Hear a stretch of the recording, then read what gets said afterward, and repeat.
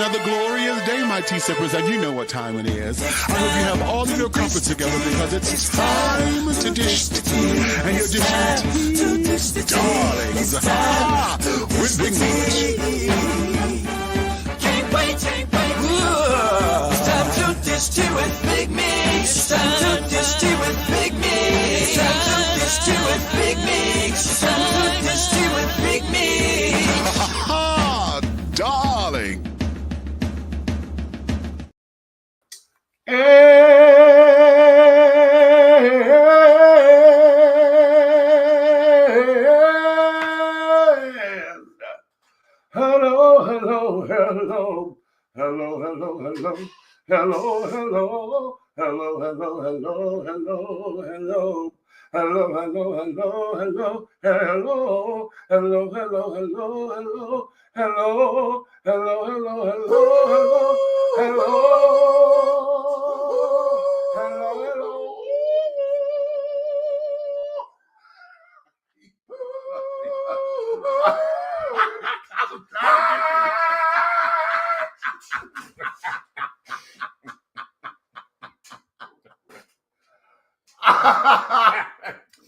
I was trying to do this, right?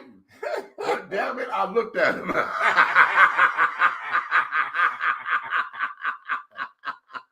Serve me, Spider. Oh, goodness, even whatever. What's going on to all of my tea sippers, my Crumpet Dunkers, my tea brewers, my pot stirrers, my tea leaf readers, my tea baggers, and my tea biscuits, honey. What's your tea? What is your tea, darlings? It's another glorious day, my tea sippers, and I hope you have all of your crumpets together because you know what time it is, honey. It's time to dish tea, and you are dishing tea, darlings. With Big Meat. What's going on? What is going on, honey? Girls, it's been a very interesting the last 7 days. And if you guys joined us last week, child, we had to take the show down. We went through all this, that, and the other, making sure we had the sound right, this, that, and the other. But damn it, what we did not count on was the fact that I was using my device as the main device to hold all the sound. So when I turned my sound up so we wouldn't get the echo, y'all couldn't hear shit. It turned the volume down on our recording device. So we had to take that show down, but that's okay because we wanted to give you guys something new. And so we looked at how we did that and we realized that we're going to do it a little differently. So that was a test run for us to see what was going on. And when we come back to do it again, it's going to be done very differently. And we're going to bring some more after dark fun for you. Now, listen, I want y'all to understand something. The after dark portion, honey, we're going to call that Long Island iced tea. Okay? Long Island iced tea, dark, the dark edition, honey. Okay, the after dark edition they're carrying on. So that means when we say we are after dark, that means, honey, listen, I don't want no judgments. I don't want no nothing. If you guys cannot take after dark talk or after dark or after dark expressions, okay, and to put it very plainly, it's going to be very heavily sexually laden, okay? Not that we're going to be fucking on camera here and all that kind of jazz. Well, watch your mouth. Close to it. Okay. And understandable because we're all going to be adults and carrying on. And of course, because of YouTube and carrying on, it's certain things that, we won't be able to do because of YouTube or whatever. So, and understanding that. Okay. So we're going to take us to that. So the after dark editions, honey, are going to be just that. They're not for the squeamers and not for the weak, honey. So we want to keep you guys together. My sister, what you say? Wait a minute, what you say, girl? How deep can it get? Very, honey, very, very, honey. Listen, you know your brother, okay? You know me, okay?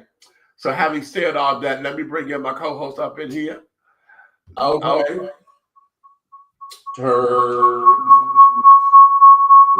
No, it's your mic. Yeah. What's happening? What's happening? What's happening? What's tea? What's tea? What's tea? What's Hey, tea? you know, the big red fellas in the building. You already know how we do, baby. You know how we do. It's Friday. It's going down. And yes, Monique, like you said, it's finna get deeper than the dunking of a catfish fillet, baby, up in here. Okay. All right, you need to understand.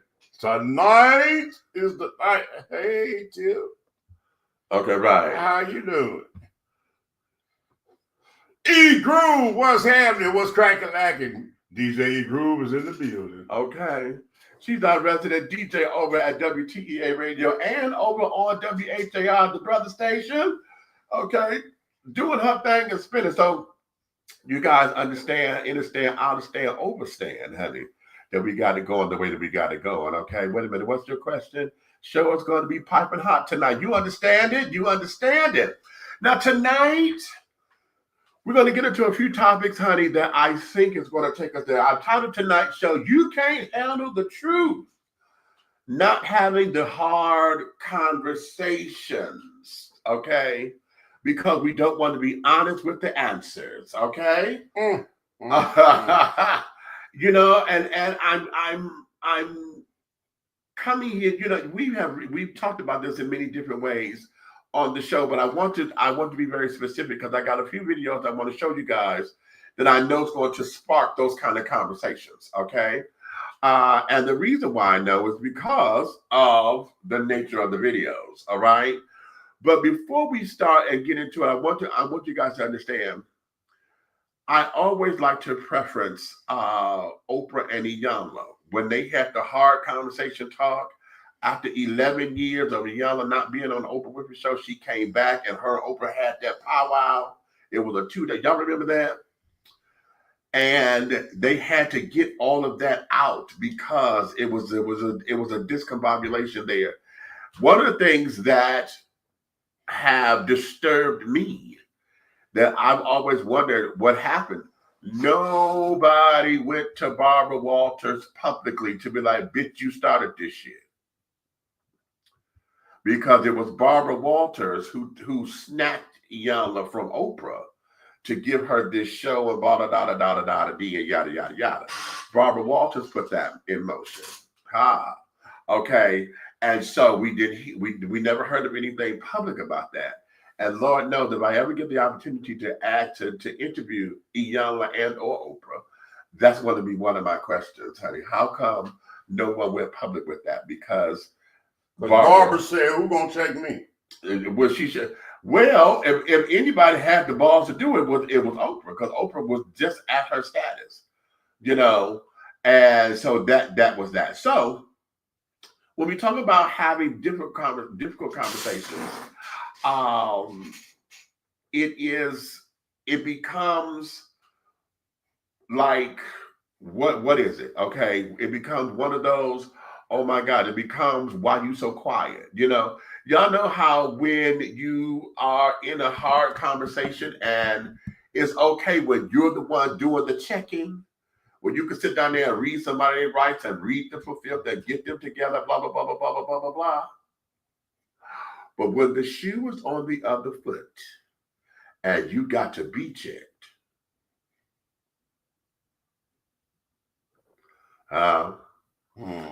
when you got to be checked, how do you handle that? Most of us can't. Okay, point blank period. Most of us can't. If not all of us, we can't. Okay. Well, I used to be anal retentive, and my ears were closed, and my mind was shut.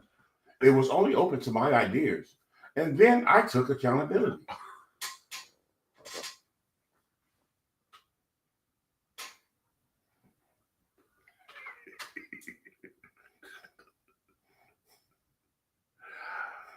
Okay.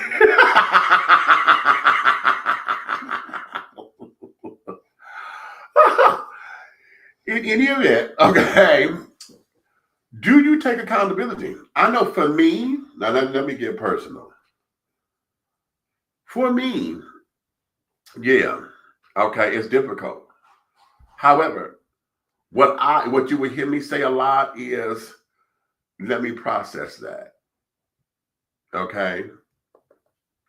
Yeah, I will huff and puff and carry on, because when it sounds like it's bullshit, I'm like, okay, wait a minute, that's bullshit, because that's not what I'm doing.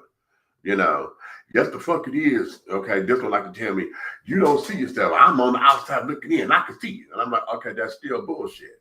Kaleidoscope. Okay. But then what ends up happening, and how my spirit convicts me, is that there's something in it that shakes me, and it won't let me rest. Right? And so then I have to sit down there, let me process that. Okay? Because now what happens in my head is like you see in the movie, you know how your life flashes before you and everything, you start to go over all of what just happened and everything, and you start to hear shit over and over in your head.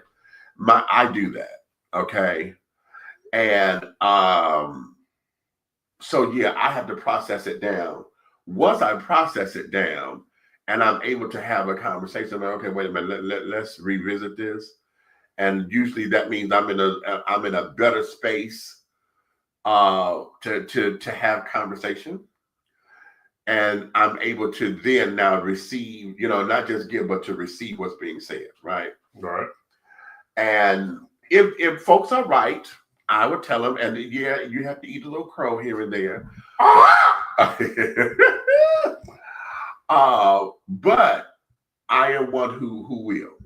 Okay. And just like coming on here now, y'all know I talked about it and carried on, but okay, somebody just got my ass together, bitch, they said this, and oh my God, and it just wore my ass out, and carried right. on. So no. Flashback.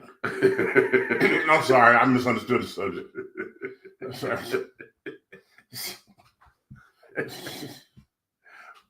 Okay, you're here. This is this moment. Oh, I'm sorry. This is this moment, not the last one. What is this?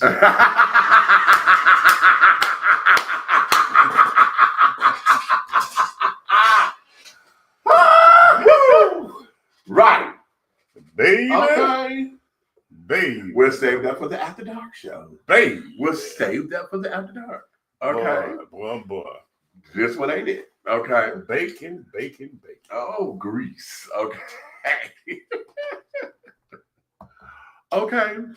So now let's get into tonight, one of the first videos that I want to play. Okay.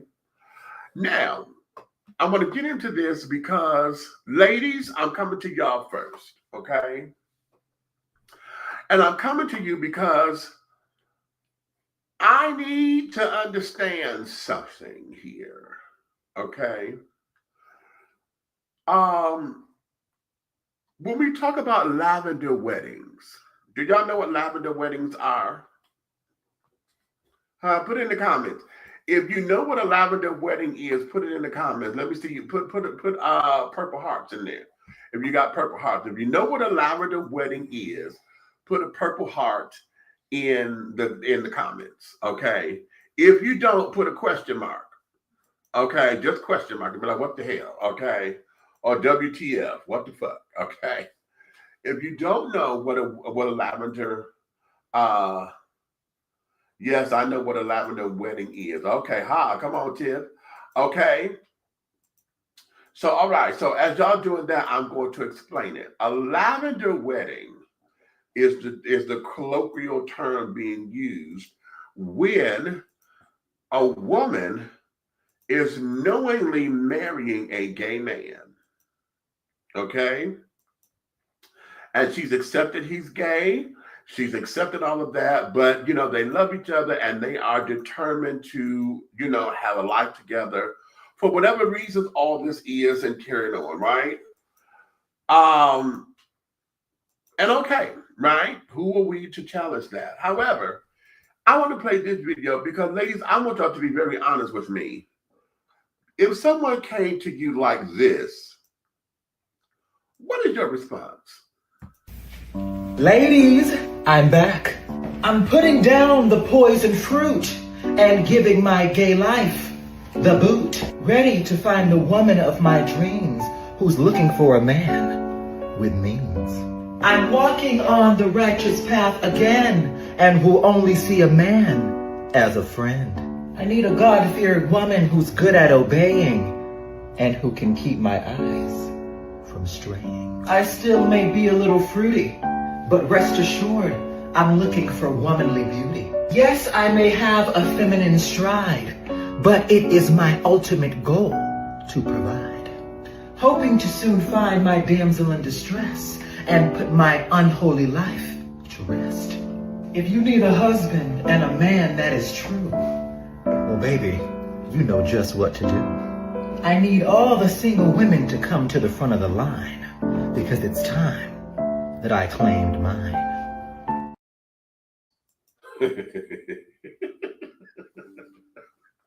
And there you have it.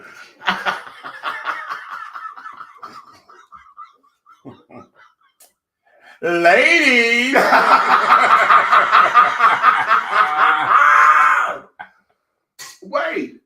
Wait. Okay, let's unpack this. Let's unpack this. Okay? That's what he's doing. He's not packing anymore. He's unpacking. Lord have mercy. Let's unpack a few adjectives up in here. Okay.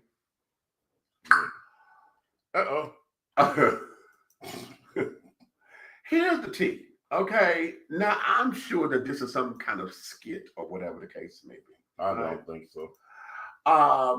However,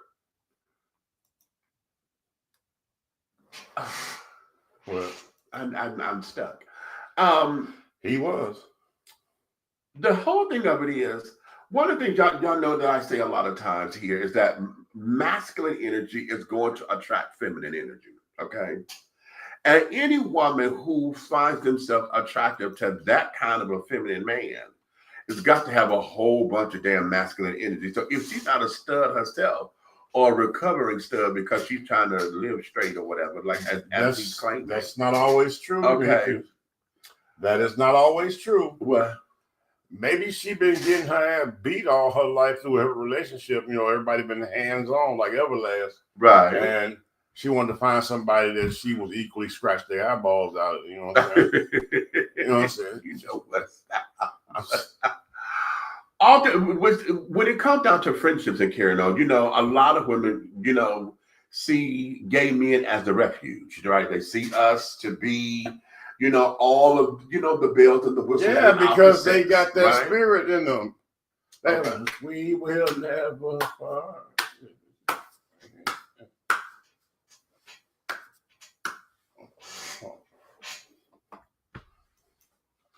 I'm sorry. I was trying to make a point there.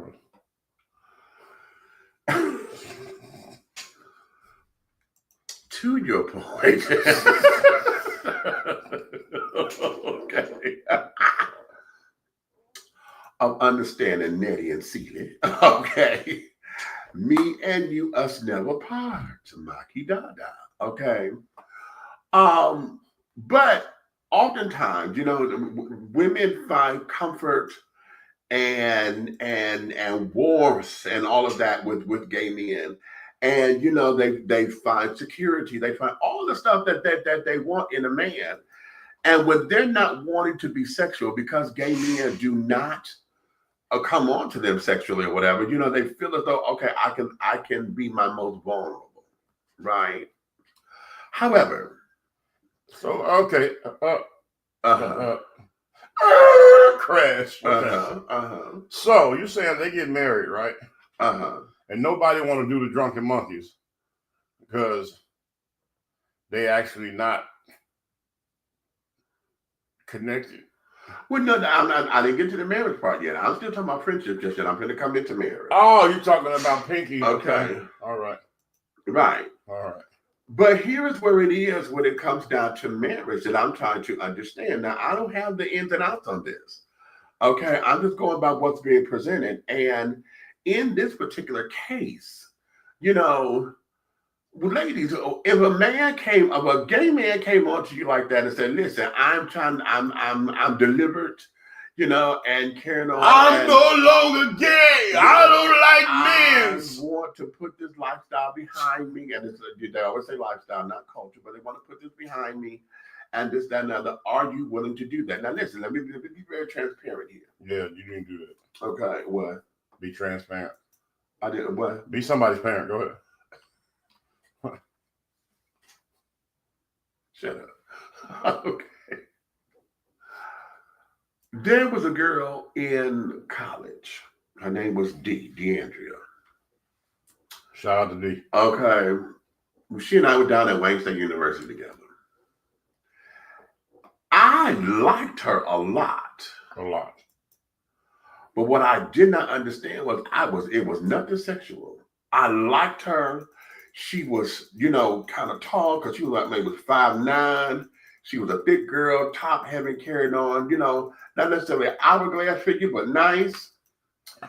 And I was what gonna say, no, that's not no hourglass, nigga. That's a 2 liter. But what it was, I admired her strengths, I admired her intellect, and carried on. And I did not want her sexually, but I thought I wanted to be her boyfriend. I wanted to date her. And then too, this was another one of them times that I was at church and I was supposed to be, you know, walking in the spirit, right?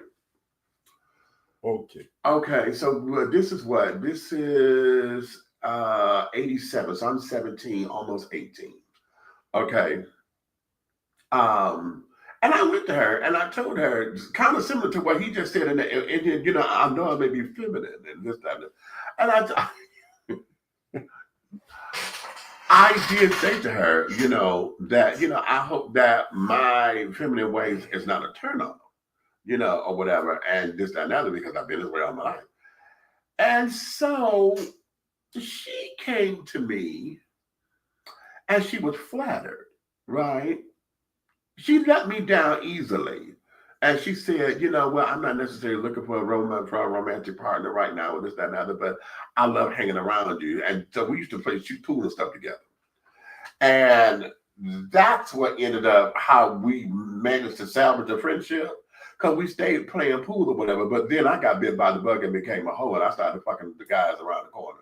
So I let that go. Right? But regardless, y'all still ended up with a hard, long stick to deal with each other.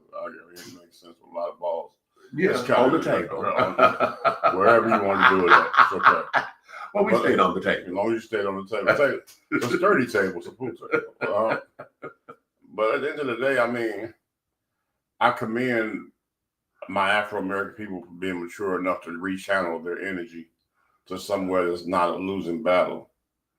You get what I'm saying? Okay. And I have to, I'll give you your flowers for that. You know what I'm saying?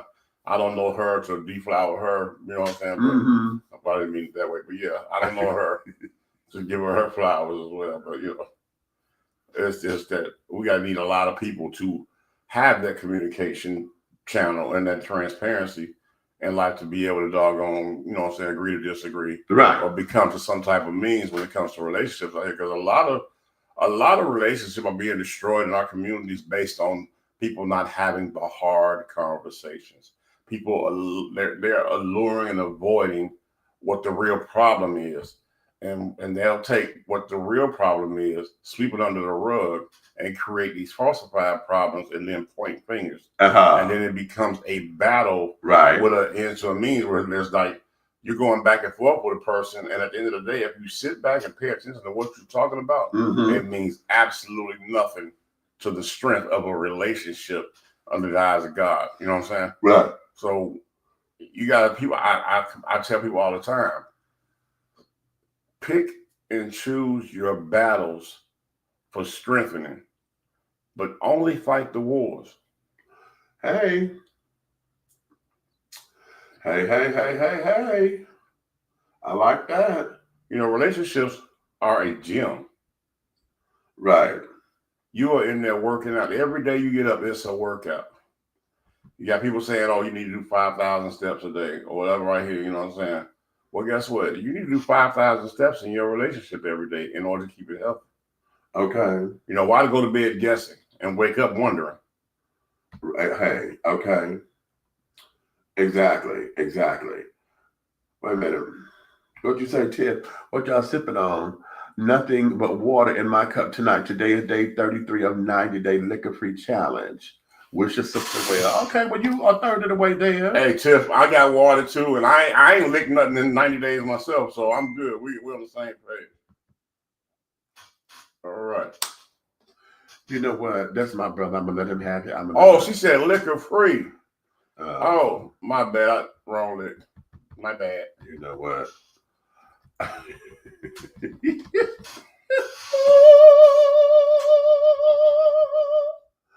Anywho, darling. My God, today. Big meet for them streets. Okay. But here we are. I think the bigger question becomes, why is a lavender wedding necessary? Because It's your bottom dollar. I'm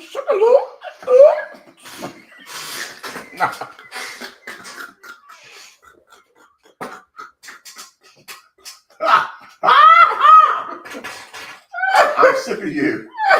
I'm sick of you. I'm sick of you. I'm sick of you. Okay.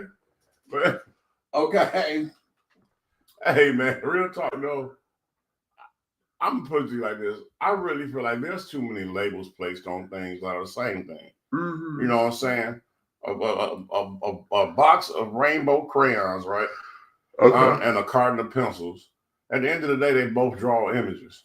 Mm-hmm. You get what I'm saying? Mm-hmm. So I feel like this, I got a problem with the whole, what you want to call it, lavender, the periwinkle tinkle. Okay, you know what I'm saying? I got a problem with labeling things like that because I feel like we all go through the same things, ups and down relationships, no matter if it's two positive posts or goddamn two negative posts, you know what I'm saying? You know what I'm saying? At the end of the day, when you put them together, there's some type of charge or spark. Hey. So, again, I say to people and my fellow Americans, just love each other.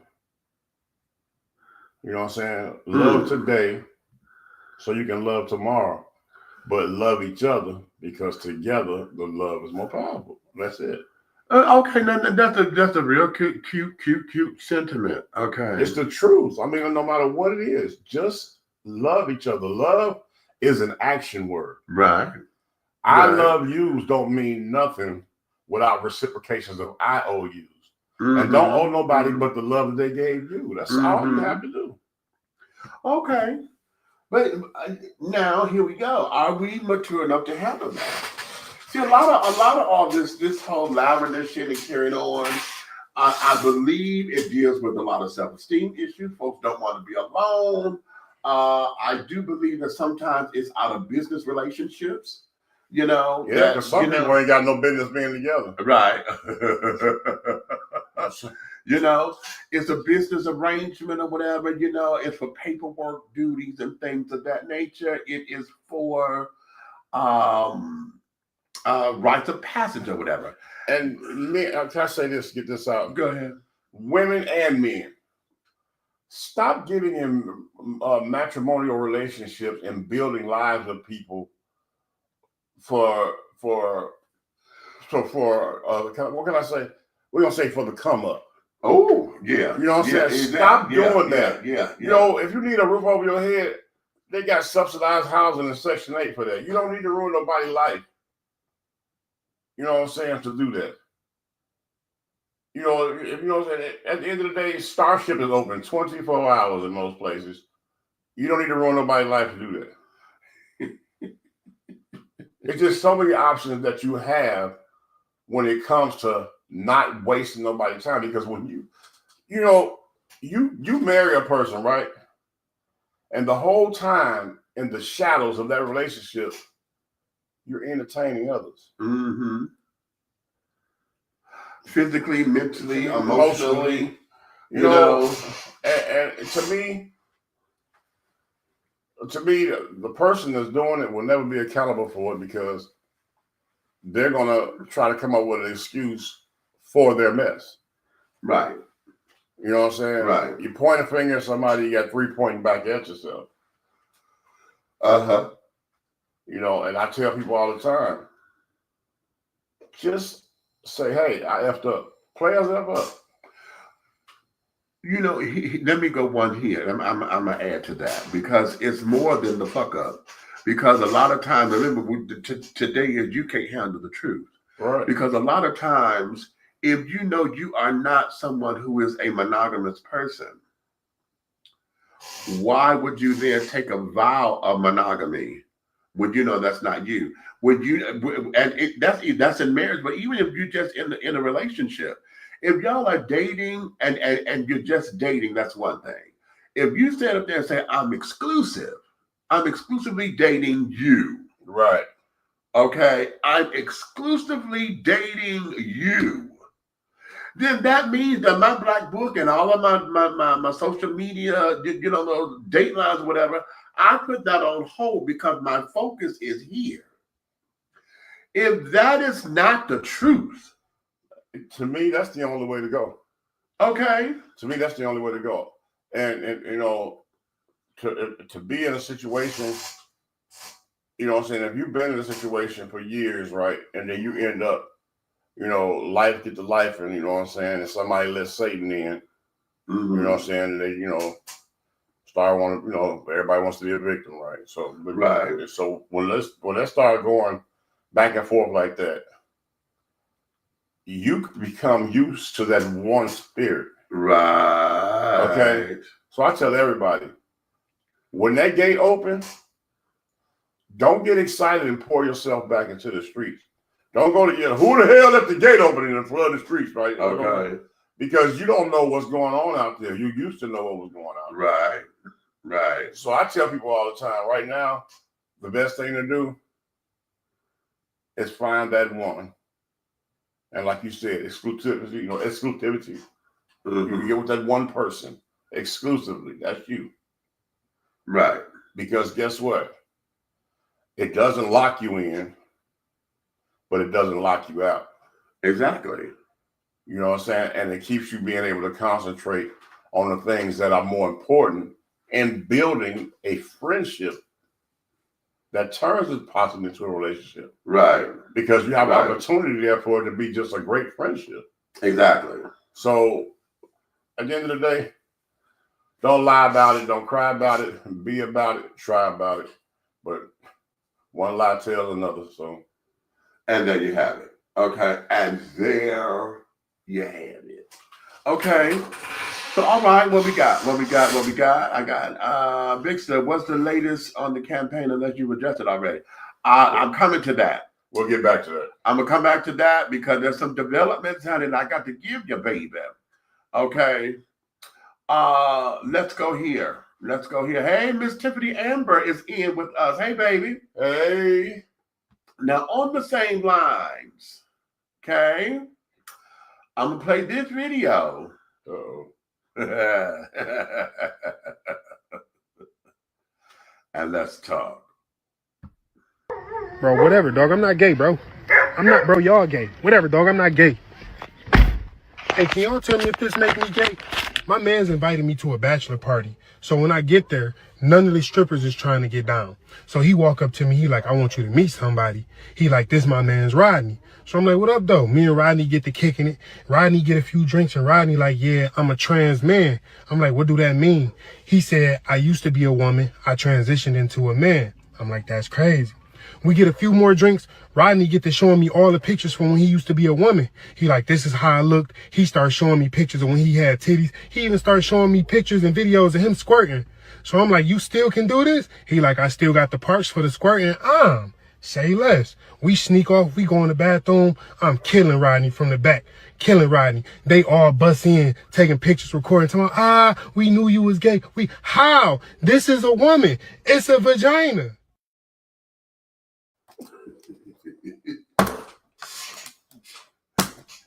Wait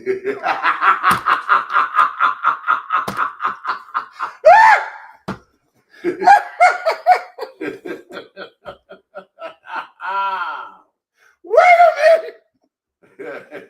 Wait. Wait, you need a minute? You need a minute? Wait. You want 30 seconds? Woo. Woo.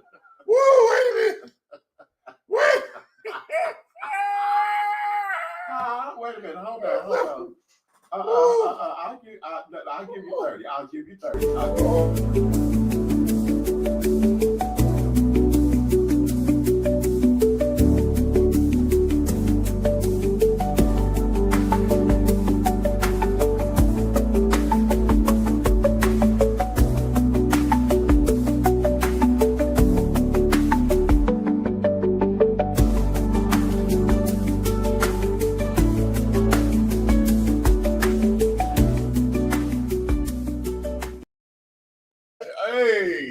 Hey. Coming back. All right. Coming back.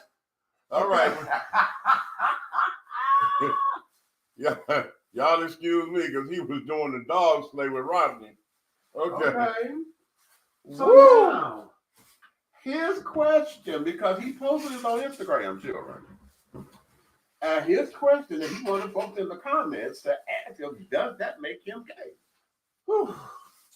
So now let's talk about it, children. Let's talk about it. Lord. Let's talk about it. Yeah? Let me go ahead and get I'm going to this let you get started because I'm going to... Well, I put it to you like this. Okay, he knew there was a JJ down there. Now, pronoun 2025 wise, yeah, Playboy, you gay. Okay?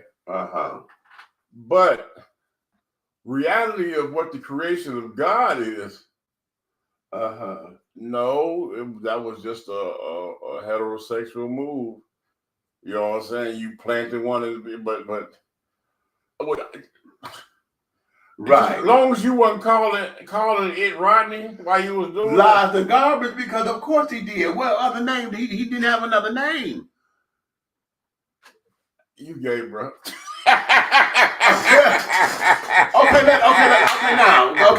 That's why I wanted you to go first, because see, here is where this is.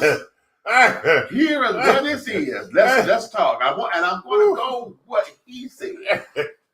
He said, my mans. Now that already threw me off, right? You know, I'm hanging with my mans and then this, that, and other. And I didn't even know that came back. You know, my main man and all that. Okay, I'm hanging with my mans. You know, I want to introduce you to that's somebody. Geographical. I got it. Okay, that's fine. I'm not going to trip hard on that. Yeah, that's geographical. So he said, I want to introduce you to somebody. My man's Rodney. Right. So they dabbed this, that, and the other. Conversation. They drinking.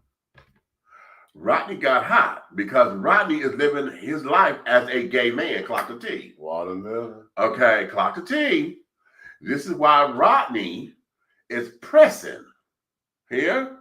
Because Rodney got to reveal the information. There was nothing here that said that anything was going to be sexual between them because old boy ain't gay, right? Okay, but other question, right? Right, okay. I want you to make, because everybody's not clear on this. I got it. Okay, so because Rodney was a split tail at birth, right? And he wanted to be a jangalang in life, right? So now Rodney, the split tail, has become the jangalang, right? From the waist up. Right. Okay. So that makes Rodney, the ex-split tail, now a gay man. Well, I'm saying he's living his life as a gay man because he's hitting. The way how this is coming on, the way this conversation is going, the conversation is Rodney is throwing a line. Okay. Because how did you go from I'm explaining to you that I'm a trans man to showing you I know how to squirt to y'all fucking in the bathroom? You were hitting on him. Okay. So now, Rodney doing his thing, you know, trying to reel this in. So now you explain. No, well, you know, I'm gonna tell you I'm trans. What's that? Well, I was born a woman. I now, you know, I'm changed to a man. Interesting. Not Okay. interesting. Okay. Not for you, but you hear it. He said, boyfriend said, that's weird. But he had that puzzled look. Rodney continues, because now this bitch is reeling. What in that says, I'm going to show you I know how to squirt. Huh? But still, that don't make. Wait. Okay. Go ahead. I'm going to the setup. Now, in this, nowhere in this did he say, yes, he showed me when he used to have titties. He showed me that he still got a vagina. He showed me that he said he. He never said she. He's still calling her he. So he. But ha. This whole Miss Nigga standing here, right? Probably got a goatee and everything, so it's hard to say she. Fine, but that's the point, because let me finish. So now, Rodney, now did this that show videos that you could still squirt. That done turn old boy on. You could still do that? I still got the equipment. Say less, he says. Now he done got hot. Say dips. And now he's gonna have an experiment. Okay? So maybe the guy, not Rodney. Oh boy, yeah. Yeah. Maybe the gentleman, maybe he related to Captain Kirk, because you know he used to mess with all the blue and All the green blue shit. girl. All right, so maybe that was a Captain Kirk mission. Here's the team. This is a masculine presenting person. In any other circumstance, I put this in the comments, I said, the question is, does this make you gay? Are you willing to see Rodney outside of that experience? If this is somebody who you say I could walk down the street with and dap up with and kiss this, that, and the other, okay, and yet I can still fuck with on the side, then bruh, he living his life as a man. You're walking down the street with a man. I don't care what the problem, what the accoutrement said. When we walk outside, like you did when you met her, or him, you met him. This is Rodney. You didn't know nothing about this equipment until Rodney said something. That there was not a conversation that y'all were pretty great to go fuck. Y'all said y'all had a bachelor party or whatever, and the strippers wasn't acting. They wasn't feeling you. So now Rodney done sit up here and was feeling you. And I sat up there and showed you and got into your head, because now, okay, you into pussy. Well, okay, I got one of those, but I'm a nigga, but I'm a nigga with a pussy. Turned you on, and now you done did the do. Okay, now your boy done set you up, because now they knew you was going to do it, in my opinion. They knew you was going to do it, because how they going to bust in the damn shit, take Because he must have been a cockhand. How about it? Okay. The guy must have been a cockhand. There's always one in the group. It's always one in the group, because we had one when I was in Champaign. We had one in the group, and I couldn't stand him because all he just got to hit everything. That move. Okay, right. Okay. So yeah. So now they bust up in here. Oh, nigga, we knew you were gay. We knew you were gay. We knew you were gay. Da, da, da, da. And now you sit up there and say, this is the first time you done said, how am I gay? Because this is a woman. That's a vagina. That's the first time you acknowledge that, because every other time before that, it was always he. You even said this is a former woman. He living his life as a man. That came out of your mouth, sir. So if you're accepting the fact that this is a man or a masculine presenting person in front of you, then you have to take that and be like, okay, either I'm going to be bi or you're trans attracted. You like trans men. Okay, and that's something that's going to be a hard pill to swallow, because the black and white of it is, yes, you fuck pussy. Okay, yes, and in the eyes of everybody who don't agree with trans and carrying on, and who gonna say you was born how God made you, yes, you had a heterosexual encounter with a trans person who still has their damn vagina. However, But you was doing it looking at a masculine. Boom. There you have it. And now this is my problem, right? Bruh. How was you staring down at Miss Ninja? Rodney. Trying to see who Rodney Barber was while maintaining an erection. I'm trying to figure this out. How was you looking directly down there at Rodney? Catch it. So, because you were sitting up there thinking she was Rhonda. Okay. Because you hitting Rhonda, but you're looking at Rodney. it is hard. 2 words in the intimate dictionary or library of life that's hard to put together. It's ooh nigga. You know what? Shut. You know what? I'm going to hit you.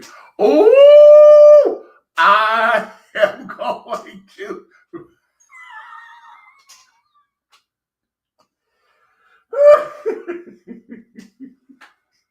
You know what?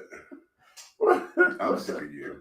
But the fact that I'm glad I'm having this because this is why I chose this. The fact that he was having, bro, did you see he explained and how he was explaining the situation? Yeah, hello. But the thing what got me is you moving your hands like this, right?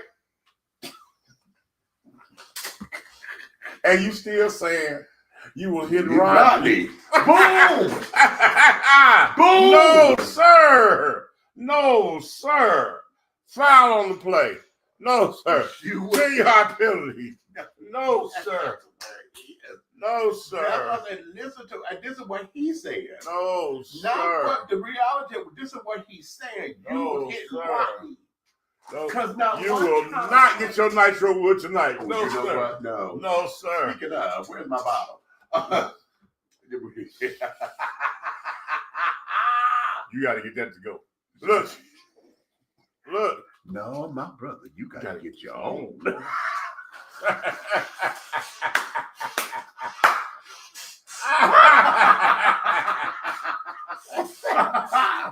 Oh shit, that's funny.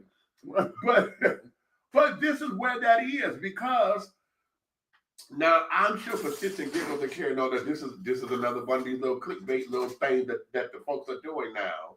Right. You know, for content and all of this, that, and the other, and it's getting carried on.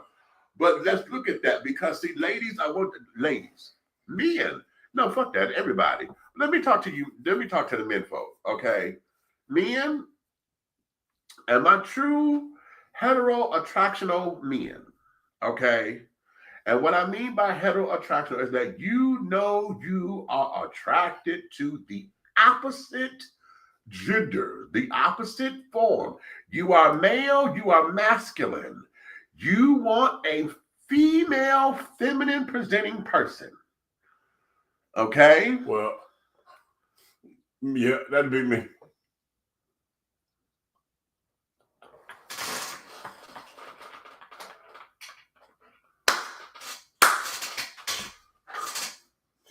Woo. Did I say something wrong? No, but you just told this thing you didn't lick none of them 90 days. So anyway, and they gonna catch your breath. Fuck you, nigga. Anywho, the whole idea of what this is as far as dynamics are concerned, hetero-attractional folks they are very black and white. There is no, this is where it becomes convoluted because those who do not deal outside of the reality of that black and white structure of what quote unquote norm is, okay, it is hard to fathom anything that doesn't resonate with that, okay? Right. Now, I don't care how liberating they are. I don't care how accepting, how affirming and carrying on that these children are. They're wonderful allies. My brother here is a wonderful ally. However, his makeup is his makeup. Okay? There is no in between. There is no, oh, I think I'm curious. There is no, oh, what does trans mean? Trans woman. Okay? I know you say you were a woman, but you were born this way. Okay? And so, even if you were post-operative, Young man.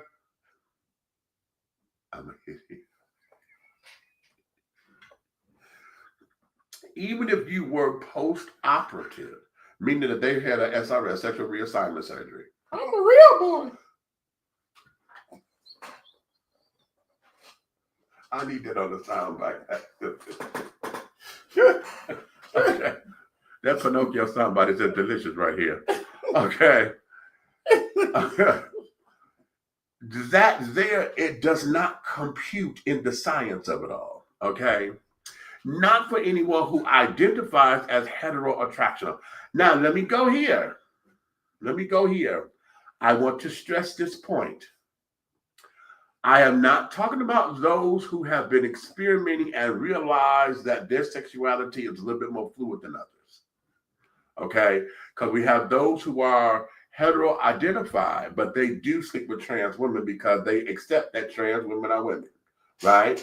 They accept that, but they're a little bit more fluid and a little bit on the spectrum than the diabolical, traditional, heteroattractional person. Okay?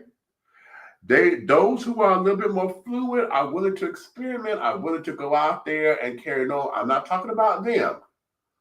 Okay? I'm talking about just the diabolical, redneck, true blue American heterosexual person. Okay? That fits within that parameter of that box. Right? The way how this young man had just presented his story doesn't line up with anything. Your story sits up here and says, I'm hanging with my boys. We went to a birthday party. There are strippers everywhere. Now catch this. There are strippers everywhere, but the strippers ain't into you. Check that. The strippers ain't into you.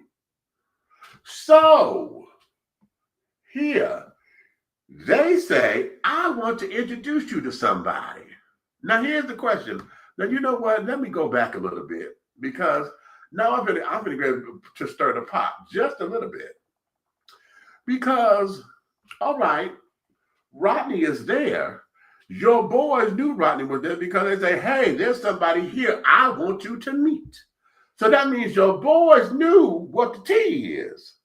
What You didn't. Terrible. Your boys knew the tea. Them ain't so praying. Your boys knew the tea. They come introduce you to Rodney. Okay.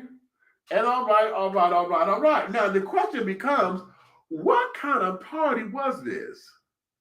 Because you said that the strippers wasn't biting. Now, one thing we do know is this: a bitch is gonna make her damn coin. Right.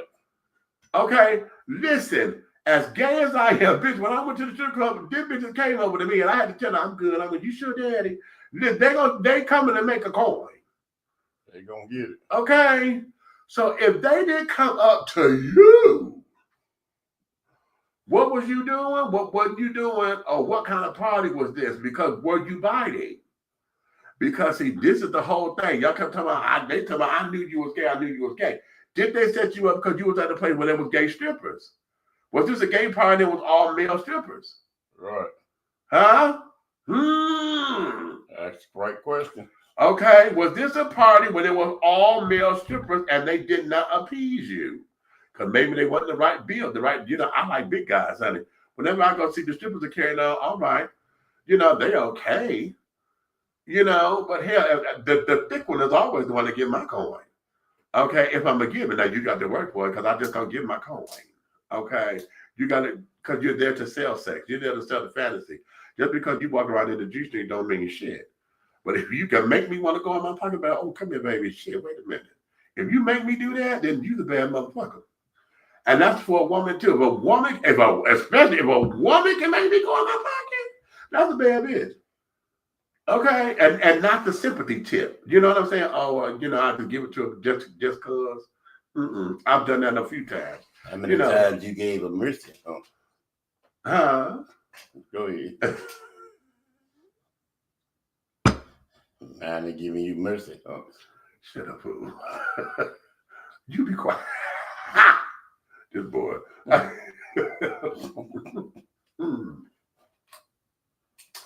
So that there becomes that. So your boys set you up. Now here's the tea. Going back.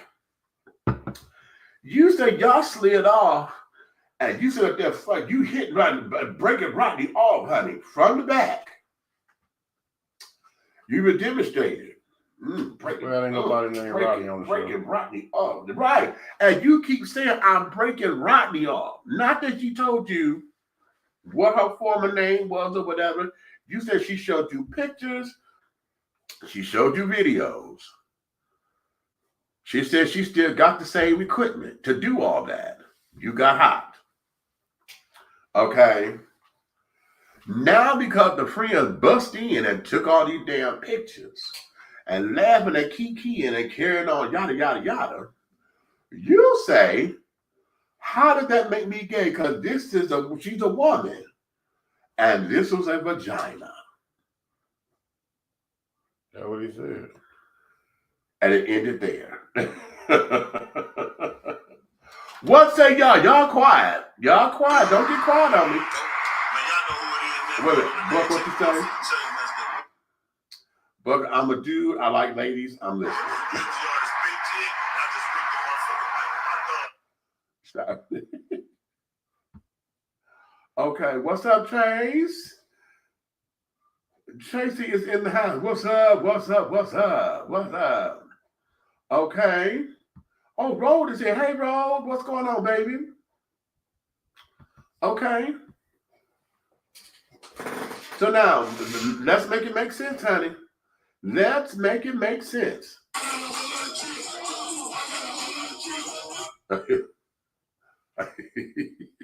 Because his whole question is, does that make him gay?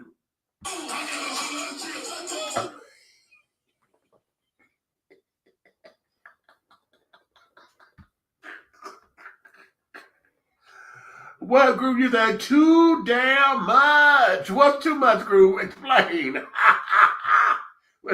Groove say too damn much. Groove. That's crazy. Groove can't stay. She said, wait, okay, I can't handle it. I can't handle it. Okay. It's okay.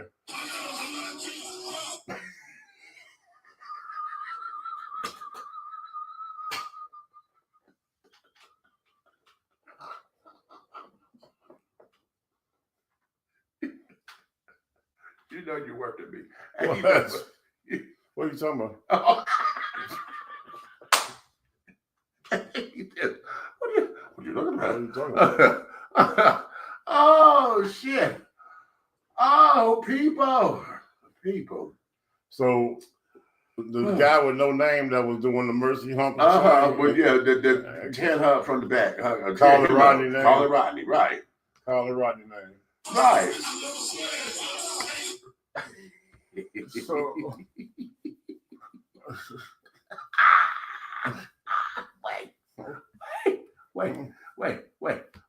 wait, Groove, stop, Groove. She said, boys don't have pussycats, that is. Now, how doctors can do that, I don't know, but it's not like how God does it.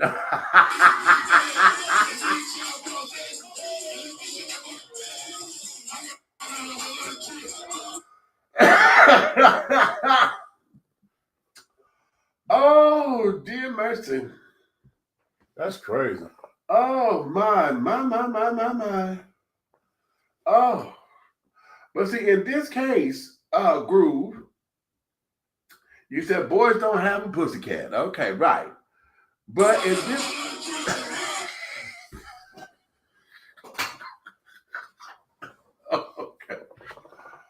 Oh, but in this case, okay, but this one does because and mind you, we don't have a picture, so I'm assuming that. And one of the things. Now, here's the thing: when it comes down to the trans community, and this is my experience, so don't y'all jump on me when I say this, but this is my experience with it. Trans men, female to male, okay. Once they start their hormonal treatment and carrying on, they're more easier to blend into society because once they start their facial hair, when that facial hair grow in, they get low haircut or whatever, they may look like pretty boys. But that facial hair carrying on them, when their voice start dropping, they come in and they boys. Okay. What is this? Right. Okay. They come in as boys. Trans women, male to female, it's a little different because when they start transitioning or whatever, and if the shoulders and stuff and carrying on, they may have an Adam's apple, and so when the features become that way, because that testosterone has started to develop them in a certain area, there's some things that we have to soften. We got to we have to learn how to cover a little bit more to have a more feminine presenting appearance. But with transmasculine people. Transmasculine, once they get facial hair and get a low haircut and then have the mastectomy to where both, they don't have breasts anymore. They more have it's sculpted to look more of pecs or whatever. They can blend in and at the naked eye, it's like, okay, oh, that's a boy.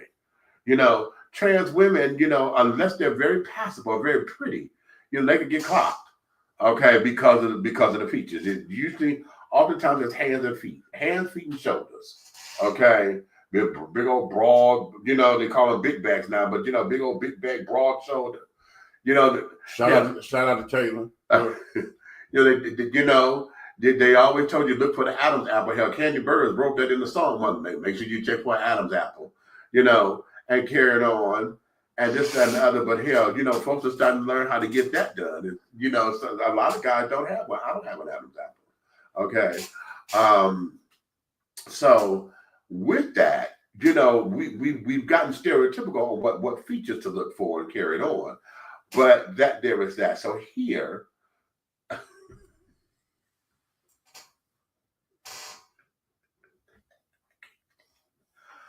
can't stand you. Okay. Wait a minute. Oh, okay. So where does the top or bottom discussion come into play in the trans community? Oh, no, that's a very good question. Okay. All right. But you ever played marbles? Right. Sometimes you got to stick your pinky in the dirt, right? And you got to stretch over the top of your boy, right? And now that you're over the top of your boy, he's now a girl. And you got to doggone pluck the ball to get in the hole over there without disrupting the boy that used to be a girl because now you're on top. You're so stupid. Got it? You're so dumb. Me neither. You're so dumb. Usually, but that conversation comes up, at the reveal. Okay? Oh, they have gender reveals? Shut up. Damn, that's priceless. That is fucking priceless. That comes up in the conversation because, see, listen, a lot of times, okay, unless the children are doing sex work and they put it out there exactly what it is, if it's down to regular dating and carrying on, a lot of that is discussed as they get to know, the gentleman caller or the potential boyfriend or whatever. Once they have meaningful conversation, that comes into play when they are looking to take it to that particular. I just pictured like an invitation to a gender reveal. You're so dumb. And it's like a car with a zipper on the front. You got the information in the middle.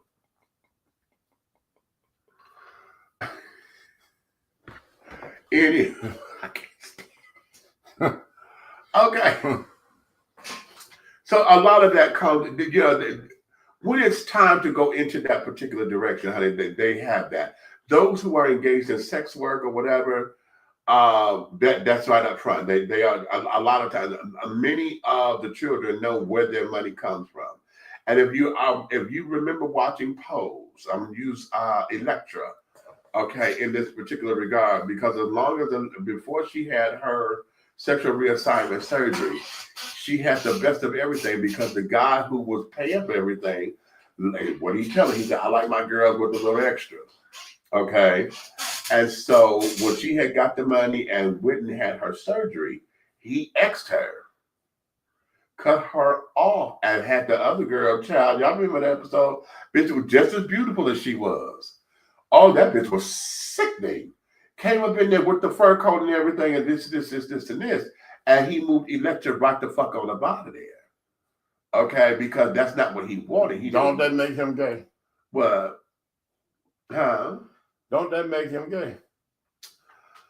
Don't that make him gay? He is attracted to He gay. the feminine image. And he identified as heterosexual. But again, like I said, he's heterosexual who likes trans children. Look, man. Okay. This one I'm not understanding. Okay. He liked the sweet smelling, pretty candles, right? Right. Okay, but when we buy them, the wick is on top. Yes. Yes. And a lot of times that's what he's paying for. But the wick is on the bottom. No, but he gets it how he wants it. But the wick is on the bottom. Uh-huh. That's a problem. There's no candles with wicks on the bottom. Well, in his world it is, because he gets to top it. Or he gets to put Do the what candle to on it? top of him. He gonna do what? He gets to put the candle on top of him. He gonna get wax on him like that. How about it? That's what he wants. You know, y'all are disgusting. Why we disgusting? Nigga, don't you start. Don't you start. Y'all disgusting. Y'all make up these rules and regulations and the world of y'all intimacy just to doggone confuse people and create your own community, landing, living, and all that. And your own language. Hold on, Trigger. Okay? Y'all, you come up with this stuff. Wait a minute. All the way, if you need to know, let's define Trigger. Trick nigga. All right, see. Now, y'all, just hold on. Y'all got all this confunction going on. Then you want to holler pronouns. We are out of pronouns.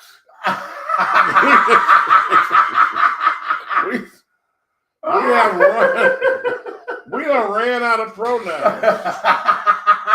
Okay? Is the pronoun store closed? He said we done ran out. You know. Here's the thing, but you said something very significant in that. Very significant. And that there is, you say y'all have created your own shit. You're damn right you did. It's ours. It ain't confusing to us because we know what the fuck it is that we're doing. It's confusing. No, you don't. Yes, we do. No, you don't. Yes, we do. No, you don't. Y'all stuff. You know what? Y'all need to move to Virginia. All y'all need to go to Virginia. All y'all need to go to Virginia, right? Because that's where they make laws up as they go along, right? You know what I'm saying? Y'all. So it's not confusing to us. Okay, but what's gonna happen when somebody born instead of born with doggone a wick and a split, right? Yeah. What if somebody they born with two wicks, and now you got two wicks, and now you got to start a whole other community because they identify as two niggas downstairs and one woman upstairs. You saw that? Ooh, down, one up. I'm just saying. They would probably be part of the intersex community because that's what we call that's the new word for those who are born with both genitalia. So they're the inter. They're called intersexed. It's sexed. It's sexed. Like no, intersexed. I put an ED on it because Oh, Yeah. they got erectile dysfunction. Why you put an ED on? Yeah, they're more intersexed because I'm talking about them in the third person. Oh, so we talk about them like right now. This is intersex. Right. You so dumb. You know what you? Yeah. Okay. Yeah. You know, it don't have to be this hard. It's not. Unless, of course, you really like her. It's not, dear. And now let's go back there because that's that there. What you just say? It ain't that hard unless you really like her, or like her, or like him. In his case, her. You like Rodney. No, he didn't like Rodney. He liked Rodney's squirt pop. But he was fucking Rodney because he No, still don't stop because he did not know nothing else. Rodney shared all of that. He was fucking Rodney with a pussy. No, Rodney showed him a picture of what he could get. So he was hitting what he saw in the picture. And was still hitting Rodney. No, because Rodney. Stop it. He was still hitting Rodney. You can get mad all you want to, Samantha. I don't give a damn about that. And see, you black and white motherfuckers don't want to do that. No, hey, that's what it is. Look here, ain't nothing Grady about me, so don't black and white me. What? All right. So look, they know nothing Grady about you. Not Grady. Did you say Grady? You're damn right. You're so damn stupid.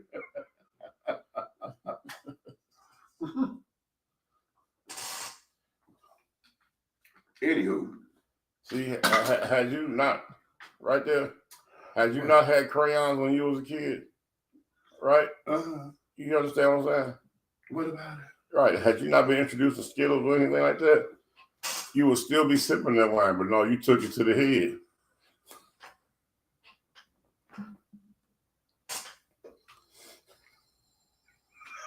I didn't even see you swallow.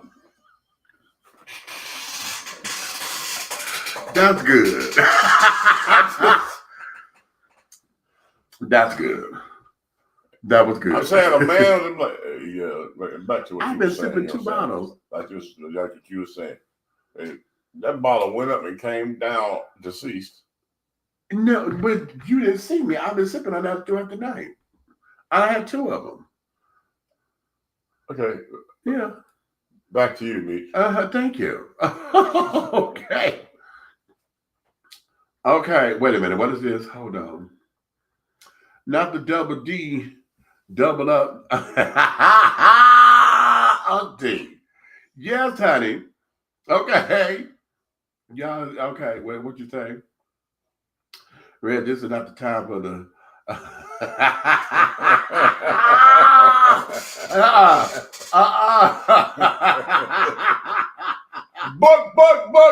Buck. Nighthawk in the building. Okay.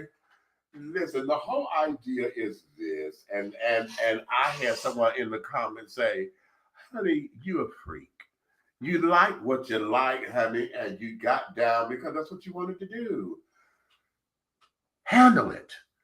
That's what the fuck it is you wanted to do, honey. You saw that this child here was born a female, living his life as a male, and was male presenting to you, and you would not have gone anywhere until this child showed you all these damn videos and pictures, and you got intrigued. But you know what that might fall under? Now that I think about it. Well, it wasn't about him being gay. I don't think so either. I think it was about the same as like a heterosexual man like myself wanting to smash a midget. You know what I'm saying? A fantasy. I wonder. And now let's go there. Let's go there because y'all know I say this all the time. Men are not given permission to experiment. And that's sad. That is so sad because we have so many rigid definitions and defining moments with us to where if it's not a dick going into a vagina or a female hole of some sort, female. Okay, wait a minute, stop. You're disrespectful. Well, how am I disrespectful? Okay. Just because you're gay, you don't have to be hollering out dick and and then you want to be cute and say vagina. Why we can't get politically correct too? It's a penis going into a vagina. I have to correct these dudes sometimes. They get a little out of hand. You know what? You only in charge over at Piedmont Park. You're not in charge over there. Listen, Okay. You know what? Fuck that. Okay, listen. Either the Back to you, penis Jell-O in the pudding poppy, vagina or the dick in the pussy. Okay. Disrespectful. How about it? Okay. Lab rat. However.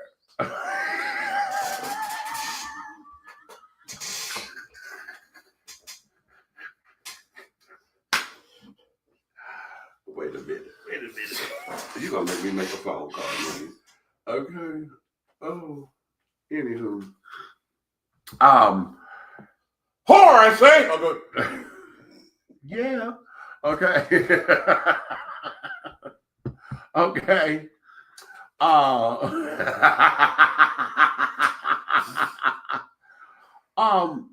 But men are not given the opportunity to experiment without it becoming some kind of whatever disease. You know what I'm saying? A man is not allowed to is not given permission to find out what he likes, what he doesn't like, because we have particularly on the sexual scale, it is very rigid for traditional heterosexual men. Well, heterosexual period, because that's men and women.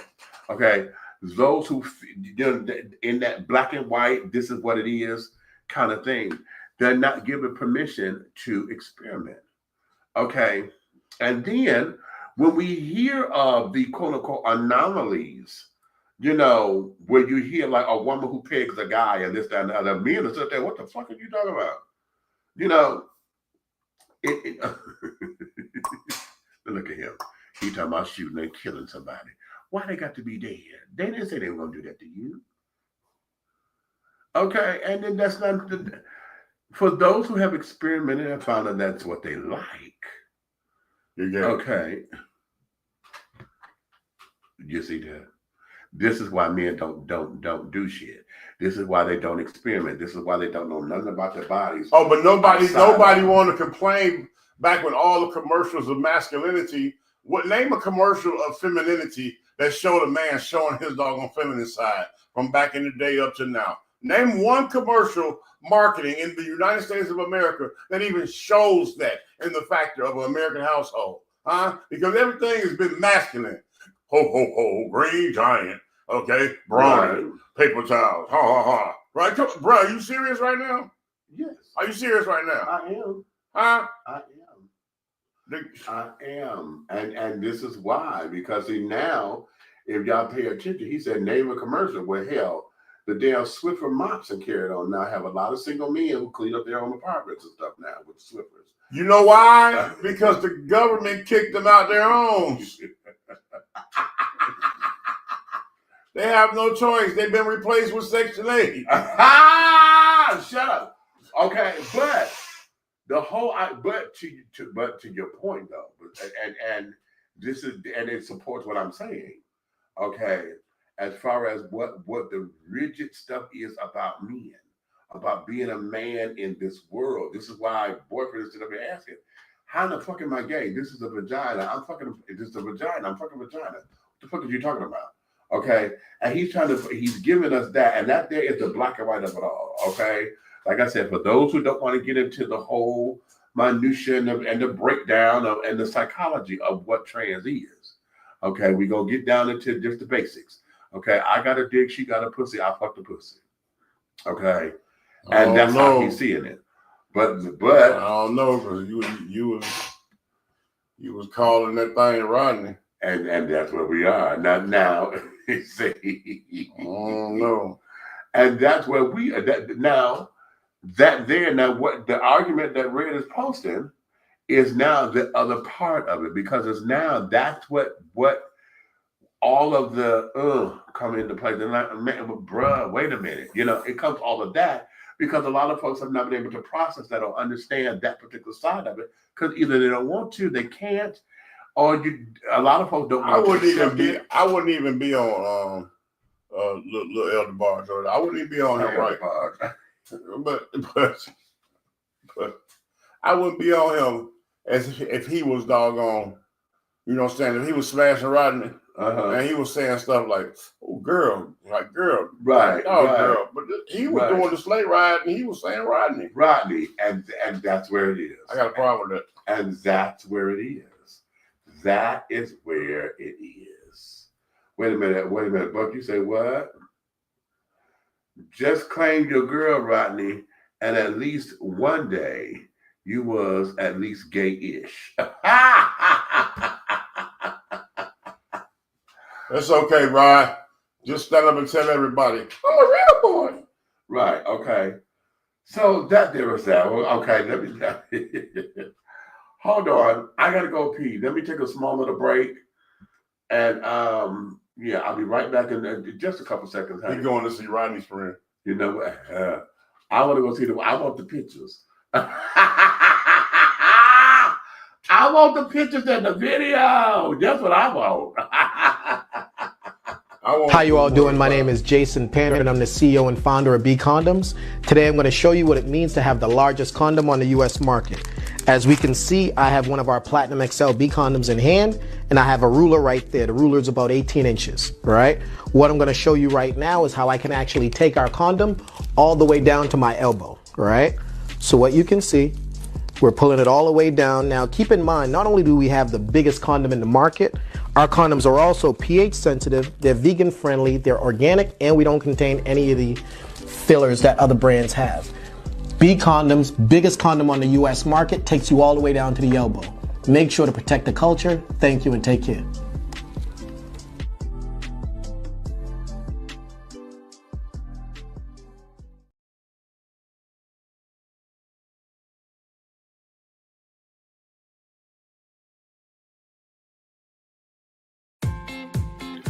Attention all business owners.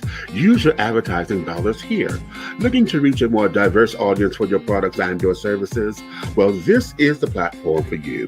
Dishing Tea Entertainment welcomes all businesses who wish to expand their brands and looking for clientele that's more than grown and sexy, but also the seasoned and sophisticated. For more information on how this spot can be yours, contact Big Meat at 404-914-5610 or go to our website at www.dishingtea.com.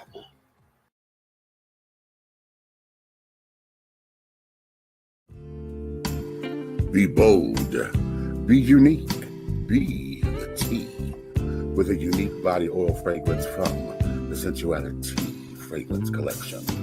The Sensuality Collection embodies a unique array of customized original scents created by Big Meat.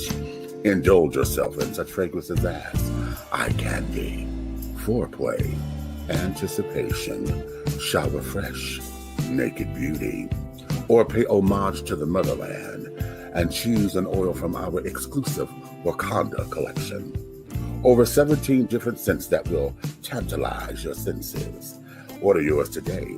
Log on to www.dishingtea.com for more information. Because remember, it's all about the tea. Sensuality, that is.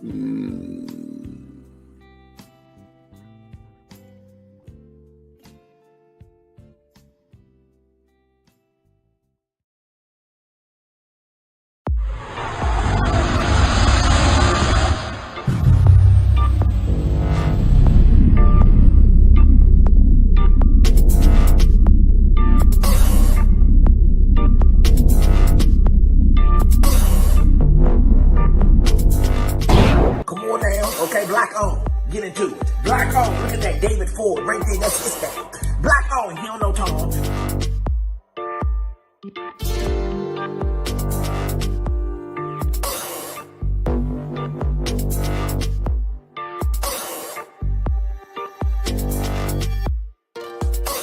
Look at that David Ford, that's his thing. He don't know Tom. Yeah.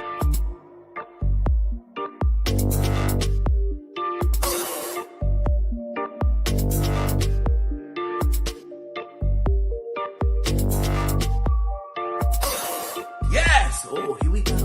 Oh, I can't see the demons. I can't see the demons, but I can see the light. We are creating black luxury across this country.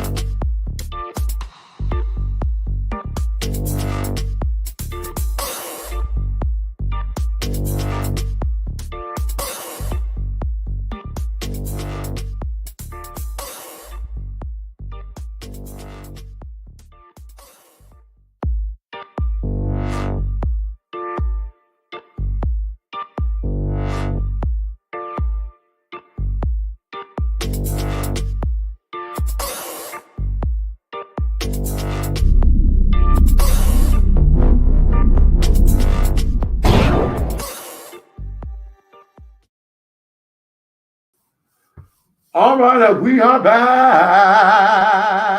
Yes, we are. Okay. We're going to go into this last video, honey. We're going to send us right over the moon, honey. I want y'all to brace yourselves, honey, because this begs the question, okay, who are the better parents, honey, and who are the worst? Check this out. So, which parents are like the worst, baby boomers or the millennials? Shout out to the baby boomers. Us, we terrible. We thought that lifestyle that our mother, that strict shit that our parents put on us was bad. So we changed it and we gave our kids everything. And now they shooting up the fucking neighborhood. They the most ungrateful, diabolical motherfucking YNs I ever seen in my fucking life. Yeah. And we thought that the extension cord and all that was bad. We thought cursing at them was bad. We sent these niggas to private school. They go to Romans. They got cell phones, laptops. They got brand new sneakers every day. Y'all niggas got sneakers on Easter and Christmas. We respected our parents more, and we didn't do none of this dumb shit. I didn't get Jordans till I was so I could buy them. My daughter get Jordan on Tuesdays just because it's Tuesday. She just got knotless braids just because it's Monday. Yeah. That's why I couldn't get none of that shit. We some pussy ass parent, bottom line, and we thought our parents raised us too strict. But no, we respectful. We ain't in jail. All of us in here work. We never been locked up. We need to get back to ass kicking. Period. While y'all bullshitting, pull y'all tough ass up. I guarantee y'all would beat the shit out of every one of y'all. I think it's more so of the trauma. I think it's a lot of parents that's having children and things like that haven't healed from their own childhood traumas, and they're trying to feed their inner child versus taking the time out to really parent and heal and raise these children. I think it's a bigger issue in that area. I think all that's some bullshit. They done made you pay for therapy and all that dumb shit. A extension cord is straightening right on out. That's trauma in itself. Getting early on. I'm telling you, get this nigga early on. Let the father get him. Let the father discipline him. Do not stop the father from disciplining him early on, and he won't be out there killing niggas. I'm telling you. Look, I'm on it. What's that damn snack shit in here? Do it. Just for that. Now, come help. Come help. Man, quit playing with me. Come help. These type of kid gonna get you fucked up. That's what I'm saying. These your friends though. I mean, I agree with that. I feel like now y'all think these niggas is y'all husbands. Y'all take your son, you turn him into your husband, you dress him up like your husband. He look like he got all the shit your husband supposed to have on, and then you treat him like he your husband, and now he ain't gonna listen to you after a while because you don't really want to. You want what the? I hate you. It's called boundaries. As much as I want to shit on the millennial parents, us. We ass. Baby boomers got some shit too, cause they just had crack. We still was fine through crack. No, your friend will get your ass beat if you ever in your fucking life listen to one of them and raise your hand at me, bitch. I will bury you and bury they dust asses too. Don't fucking play with me, David. This type of shit I'm talking about. These little boys, these little girls gonna get the shit beat out you, boy.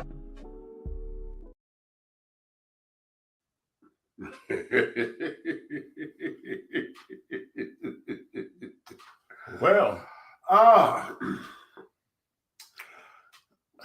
okay.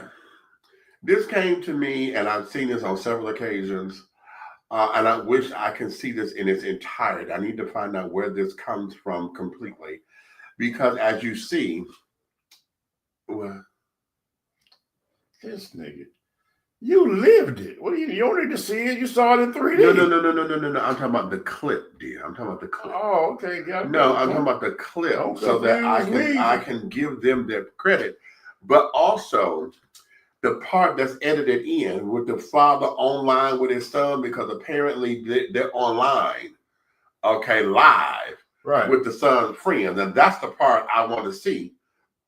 That's because on that particular clip right there, yeah, that's an old clip.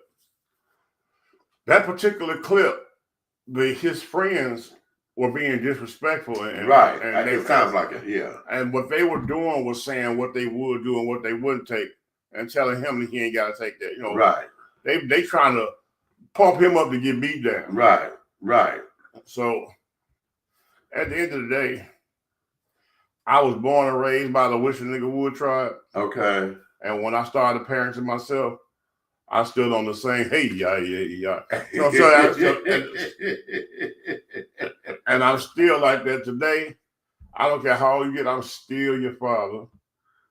And when you take it too far, you're going to find out that you may be able to fight your subordinates, but you can't fight me. You know what? And let's go right there. Because we've had this discussion a while ago when we talked about, fathers and sons. And there's always that time that is a rite of passage. Right. Okay? There's a time where every male child goes through that whole phase of life. You want to be tough. Where you want to be tough and you want to challenge the male authority in your life, whether it's your father or whoever that position is. Okay? And it's going to happen. There's nothing around it. It is going to happen. And when it does, I had to tell it to my sisters. Nobody told it to me, of course, because I was going through it at that. But there's a time where I had to tell my sisters, when it happens, do not, interfere, because that's between a father and son. Her first two kids, their father wasn't involved in their life, but that was me and my brother, okay, who had to come and help my sisters with them. And thank God it didn't get physical. It was verbal, but it didn't have to get physical, because this particular, my nephew, he was more, willing to listen and carrying on. And so some harsh words could get him together. Both of my nephews. But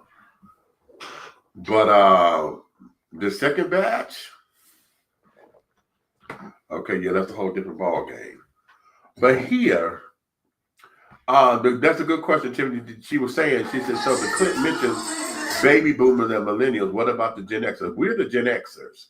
And that's what the guy was saying. No, it's us. Okay, it's us. I had this conversation with a former teacher of mine. Okay.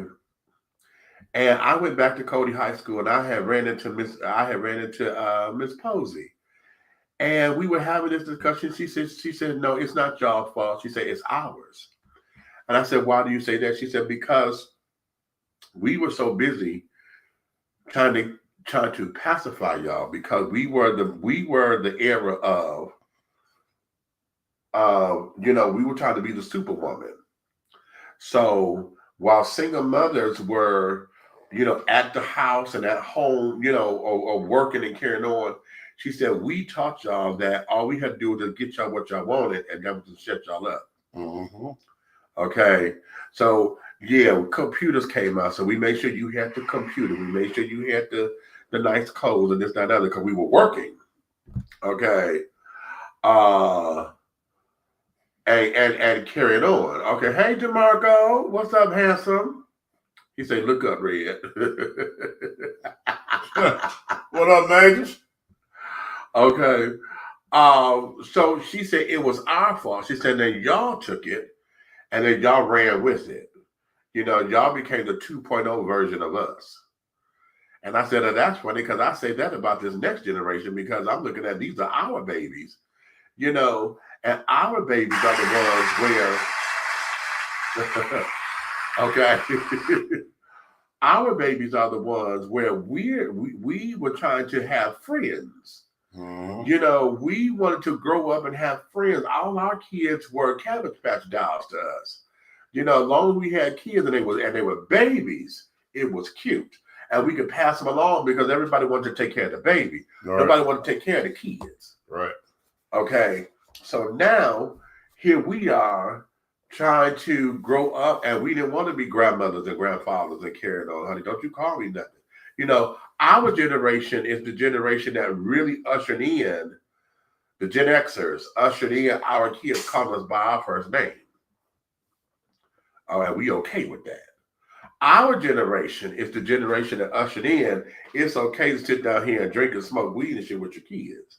Because as long as they in the house with us, I just want to teach them, if they're smoking it with me, I know they got the right stuff and this, that, and other. Bitch, I get it, but I don't get it. And that's because I was raised strictly. I don't party with my parents because my party life, honey, my mama don't need to see me partying and about to be the hoe that I am. She don't need to see that. Okay.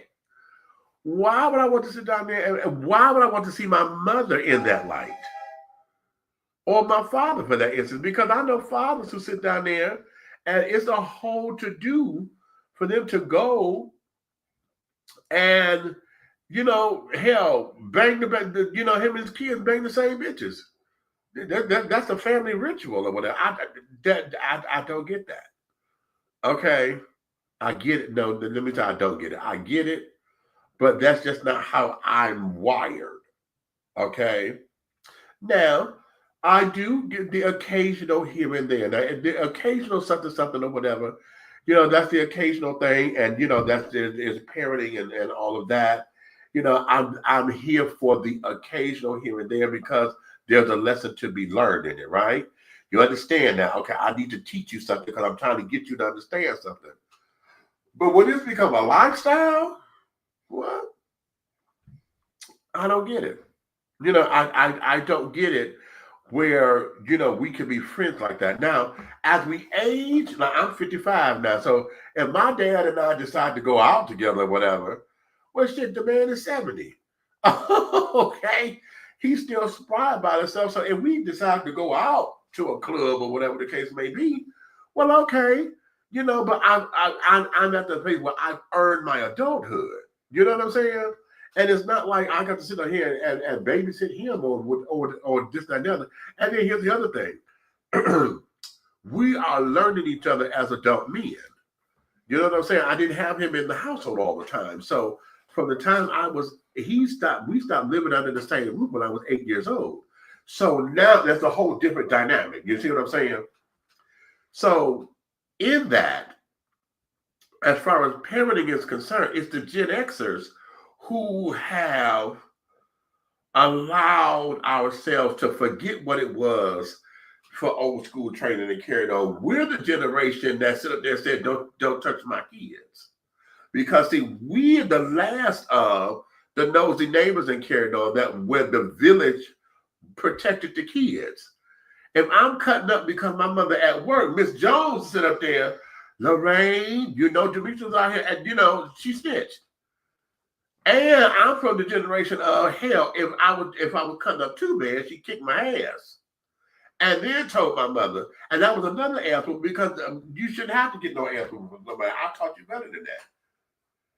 Now, when my parents were together, that was an ass whooping from my mom. But then when Daddy came home from work, that was a third ass whooping. Okay, why? Because that there was about accountability and responsibility. Your actions has consequences.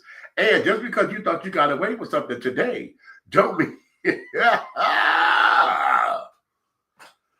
So yeah, we boy. were Have the you ever been last- woke up out the bed with Yes, boy.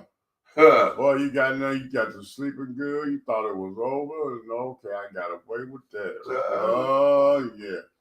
Ooh, boy, it's 1 o'clock in the morning. It's 1 o'clock in the morning. REM sleep is off the chain. Oh, yeah, boy. Mm-hmm. Yeah, just when you thought it was okay.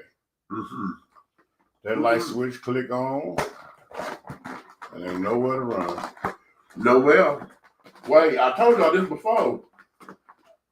I thought I was grown. I'm a high school graduate. Ha! I'm a down to Toledo. Bumping in Toledo. Baby. I came home drunk as fuck. Okay. Drunk as fuck. At 7 o'clock in the morning. Oh! My mother was sitting up in the living room. Don't you hate that? Oh, she up. I come in and I'm apologizing my ass off. Mama, I'm so sorry. I'm so sorry. I'm so sorry. We were trying to get back here, but we couldn't get back in. I said, oh, Mama, I'm so sorry. I'm drunk. I ain't got no good bitch. I'm sorry. Right? I come in like that. Child, a bitch went and laid her ass down in her room and she thought she was going to go to sleep. Mama gave me 30 minutes. And she came in and slapped me on my leg right at the nice meaty part. Okay. Where it hurt. And made a loud sound. I jumped up. I was like, Mama. She said, oh, hell no. Because she had my brother, so she did not have them do the dishes that night. She waited for me to come home. She got me up and made me clean the kitchen. I had to not only do the dishes and all of the pots and pans, because she pulled all the pots and pans out from up under the cupboards. Then she made me mop that motherfucking floor. And take out the damn garbage. Character. Okay. Character. Understand? And what did that teach me? I never walked in my mother's house like that ever again. Not like that. No, I did not. If I was going to be gone and knew I was going to be gone overnight, honey, I had to call Mama. We're not going to make it. I'm okay. We're going to stay over. Okay? Boom. I was not coming in her house drunk like that no more. Okay? And et cetera, et cetera. And like boyfriend said in the clip, we need to establish some kind of consequences and boundaries and stuff again. These kids nowadays, hell, I remember being a kid and I was threatened to call my grandmother on my mama. Mm-hmm. Right? And not threatened, I did call my grandmother. But that was the emergency number. Okay, that was the hey, grandma, come over here and give mama a whooping because she won't let me do such a store so. And mama snatched that phone. She said, Mama, we'll call you right back. And whooped my ass. There was no threat of calling the police. I'm going to call the police on you. Hello?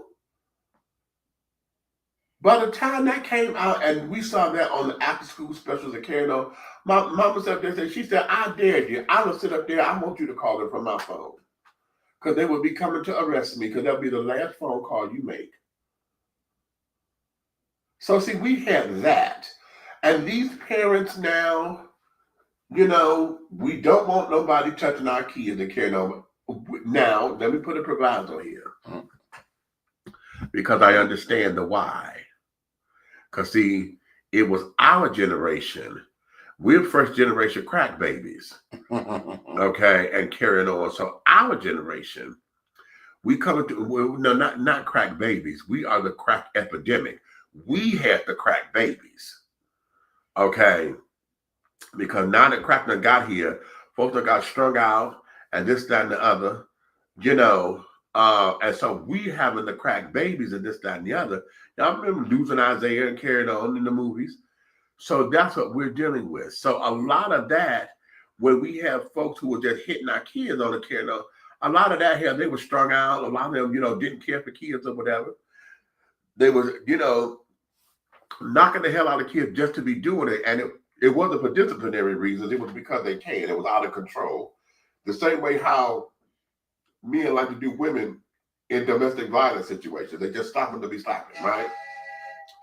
And all of that. So I understand the know-how, I mean, the reason behind it. But then we had got to a point to where the village had become the villain. Nobody wanted to trust the village anymore because of the crack. You know, you couldn't tell nobody because now all of a sudden you snitching, and then there was retaliation. If they felt you was the one to call the police and fucked up their operation, they come kick your door in. And this, that, and the other. So now we can't even be the village anymore.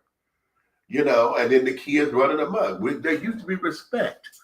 Okay, if you see old people at the bus stop or somebody your mama's age or whatever, we didn't sit down there and still cussed and smoked in front of them and carried on. We walked away and this, that, and the third. You know, no, we didn't do that in front of them.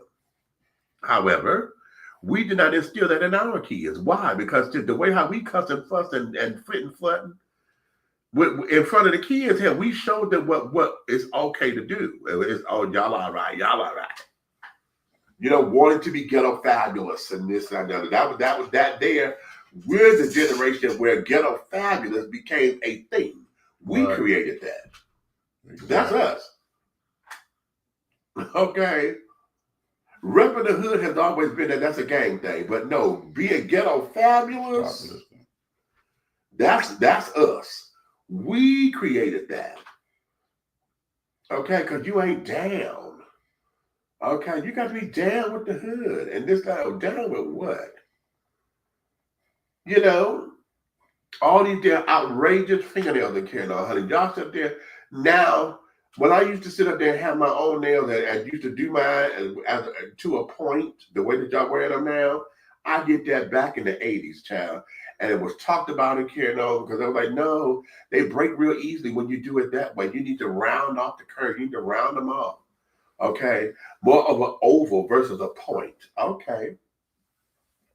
Now y'all sitting around, everybody going around here, y'all looking like damn cats and damn birds or whatever. All these goddamn talons. They're not fingernails, they're talons. Okay. They're not fingernails. Okay. Okay. So we have ushered that in. You know? So yeah. So who do you think? And they talk about the baby boomers. The baby boomers, the boomers are our parents. Okay. Why they call them the boomers? Because, of course, that was during World War II. A lot of the soldiers and stuff, there was an explosion of a lot of births and carried on between when we went into war, 42, 43. So between 42 and maybe 58, was a lot of kids being born. So that's our parents. My mother was born in 50. Okay. So my daddy was born in 53. Okay. So, yeah. So those particular folks, the baby boomers come, and what they had to deal with, they still dealing with segregation. They still dealing with racism and carrying on. Remember that we just got able to vote in 1965. That's when the Voters' Right Act was put into place. So black folks were still fighting for the right to vote. Okay. And this, that, and the other. So that's what the baby boomers had to deal with. And so now, in order for them to raise their kids, you raising your kids I told you, my grandfather was color struck. He did not want any of his boys, and he had 10 boys and 2 girls. He didn't want any of his boys to date, marry, or anything dark, because it was the brown bag test still in his younger days. So if you were darker than a brown paper bag, you were no good, according to society. So my grandfather was one who wanted all his boys to be light skin, red bone, whatever the case may be, because that was his way of assuring that they would have a positive future. Okay. Now, it took me a while to come into that understanding, but yeah, because I had to see the world from his eyes. As a black man in this country, so that's that. Ain't nobody better than nobody. Okay. Exactly. Well, how about that? Ain't nobody better than nobody. Okay. At the end of the day, you want to be better than one generation to another when it comes to parenting. Kick the government out your house. Ooh. There we go. Kick everything they're handing you to raise your children and to remove the male masculinity of the fatherhood out of your house. Mm-hmm. Remove all of that. Start over fresh. And see what it is to actually be a family. Right. Don't take no services from them. Okay. Survive that way. And then and only then you'll see who the best parental generations are, because you're going to make decisions based on your survival. It's going to be totally based on survival. Okay. You can't teach your kids how to make it the way you're making it by just letting them go be like everybody else. Exactly. So whatever you got conforming in your home is what you're going to pour into your children. One thing, a statement that child psychologists make from the beginning of the development, from the adolescent areas of a child's life, is children only imitate their atmosphere. Oh, okay. That's good. So show yourself approved, like the Bible says. Apply that same principle to parenting. and you'll develop a fruit that you have sowed into that will flourish and be plentiful and return more fruit, giving you the best seasonal product as a family ever. Monkey see, monkey do. Well, we just had that conversation a couple of days ago when we were talking about the need for, the father being in the home and when the neighborhood was scared of the father, you can't get to his daughters or whatever. You trying to talk to his girl or whatever, but you had to go through him. Okay. And everybody knew, oh my God, Mr. So-and-so, Mr. Jones, Mr. Smith, Mr. Adams, he ain't nothing to play with. Okay. And you had to come correct. So you had to understand, you had to step up your game. Right. And it kept us. It kept us together. Now, okay, you know what? Can we talk? Can I talk real? I'm going to get real vulgar. Brothers, when y'all trying to go get some panties, honey, how easy is it for you to get the panties now? Then versus when when we were kids or whatever, and what you had to go through to get it. Because now we're talking my language. Come on. Church. Look. Because then you had to court a woman. Court! Okay? And courting a woman, you develop some type of connectivity and some type of respectability for yourself, her, and each other's family. Mm-hmm. Keep going. Let me go get my book. I don't have to read the passage. When we was coming up and we had to court, courting was a developmental stage of building something for the future, because people didn't just get in relationships to just jump out of relationships, and they didn't jump from person to person. They vested in each other, they learned each other, and they taught each other as well. Men and women weren't afraid to hear each other's ideas, meet in the middle, and create something beautiful, something that they can share with another, with maybe a sibling or something, teaching them the way to go when they start getting into the dating scene. But now there's no such thing as courting.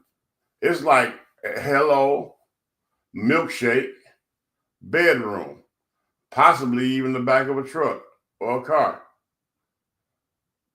Now that right there, to me, is crazy, because at the end of the day, neither one of the parties have any respect for each other. You know what I'm saying? And here it is. Let's talk about this right here in our society. Every day, these young people are having sexual intercourse, and 9 out of 10 of the pairs that get together in the United States today, they go through the entire physical act of sexual activity with each other, and 9 out of 10 of them only have a nickname for each other. They know nothing about the family lineage. How about that? They don't know the girl's real name. They don't know the guy's real name. They just know what they call him on that corner where she met him at, or in that park. So if anything went down physically when you go on them, you don't even know who to look for. Okay. You don't know what to say, what to do. You can't even call the police on them if something go wrong. You can't do any of the things that's important as a mature adult or young adult, or anybody that's trying to doggone grow forward in life, because here it is, you have given your most precious gift to a person that you don't have a clue who they are. That part. So I ask you to ask yourself this: how strong really is a rape? Because it is the same thing. Somebody just had sexual intercourse with you and you don't know their name at all. How about that? So for those that are not willing to invest the time, pour into each other, learn each other, take your time before you take your clothes off. Ooh, okay. Insert Jermaine Stewart. We don't have to take our clothes off. Yeah, you know what I would tell you something. I laugh and I joke and and everybody who knows I'm a minister as well, and I crack it. Okay, so the big red fella, yes, that's the comedic expressive guy, Mr. No Filter, giving it to you from the hip. But at the end of the day, if I have to mentor somebody and I came to you from a lesson of spirituality, you know what I'm saying? If Minister Lavelle Hayes was to step to you, you know what I'm saying, that God created God-fearing man. If he was to step to you, I would tell you everything you need is in that book of life. Everything you need. If you all sat down, do you know how stimulating it probably would be more if you all spend a little time and have different subject matters that come across your mind pertaining to your relationship and look up the scriptures that cover that particular subject that you got going on in your mind, because it's in there. Right. There is a scripture to cover everything that you come about in life. Even if it's something as simple as fornication. Okay. It's in there. Ragu. So you all have to stop and understand. You only get out of life what you sow into it. So sow the seeds that produce the best fruit. And when you do that, and we do that as a whole, nobody is better than anyone, because we're all doing the same thing and we're singing the same songs, getting the same developments, and we turning insanity into reality. How about it? Let me read this passage from my first book, Awakenings, Epiphanies Along the Spiritual Journey. Because we were talking about intimacy and courtship. And I want to read this because I think this is going to be a cute little ending. And I titled this section on page 78 of the book, What Do I Want from a Man? Stop listening. This question was asked in an online discussion group, and I would like to share my thoughts on the subject. For those who are of the LGBT community, particularly those who identify as MSMs, men who have sex with men, you will feel my plight. For my heterosexual family, my sisters will understand me completely. My brothers, I would like for you to carefully scrutinize what I'm saying and pull from what I'm saying what you need in order to enhance your relationships with your lady friends, wives, potential girlfriends, and etc. This is created to encourage dialogue, so I invite all who read this to let your voice be heard and respond to it as you feel. I welcome all points of views. What do I want from a man? This is a really great question. Many of us don't even know how to answer that because we have been conditioned to be men and do what men do, quote unquote, regardless of how feminine one may be. We have allowed society to dictate to us what our role is to be and how we must act. Many of us do not know how to love or be loved because sex has always been the avenue to love. Heartbreak is the road that leads to a life of joyless, disconnecting carnal pleasures, which leads to misery, strife, and hopelessness. Furthermore, it's sad because many of us don't believe that we deserve anything more than a roll in the hay with a mindless stranger. I am now in a space. I am now in a space where I can appreciate and accept that I want intimacy and courtship. For those who read my profiles on Bear 411 or wherever I place one, that's what I now deem as my creed. For those who don't understand, first off, you may not be someone that I would consider to have any kind of serious potential. You will mainly be used for my carnal pleasures only. Intimacy. This does not mean sex only. This means being able to be to have decent, wholesome conversations in which we learn one another and gain insight into each other and who the other person is. This is the time where I get to understand what ticks you and what ticks you off. Or excuse me, what makes you tick and what ticks you off. This is the first time when I can appreciate your likes and dislikes and determine if I can add you to my life, and if my likes and dislikes are compatible with yours. This is the time where I find joy holding hands while watching television or reading a book, and I still want you in my present space. This is the time where we create the world we want to live in and not focus on just fucking. Okay? Courtship. This is the space where we learn how to treat one another. This is the space where we learn how to make one another smile and how to be the sunshine of one's day. This is the space where foreplay is created. Now get this. Foreplay means that you are making love to my mind, not my loins. This is the space where we learn to fall in love with each other, not because the dick or the ass is good, but because of how we treat and respect each other. It is in this space where one's actions created the yearning and desire to want to keep you as a partner and not as some, and not just as some notch on the headpost or the bedpost rather. It is in this space where fantasies and dreams come true for the two of us. It is in this space where spiritual and physical aspects of love can connect and blossom only if you are true with each other.